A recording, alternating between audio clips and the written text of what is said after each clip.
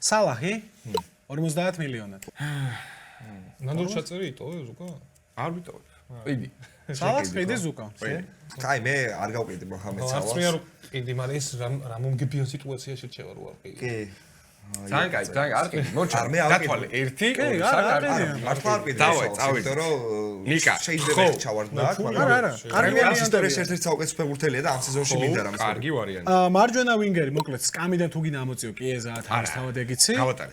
დეზირე დუე 100 მილიონი, დეზირე დუე 100 მილიონი, კარიმ ადეიემი 80 მილიონი და ვინ წარმოგიდგენია? მაიკლ ოლისე. ლისე. მესამე იულიანო სიმეონია ფულის დაზოგვა თუ გინდა 30 მილიონად. ანუ დეზირე ბოლო დუე თქვი? სიმეონე. ჯულიანო? იულიანო. დუეში 100. დეზირე დუე 100, ადეიემი 80.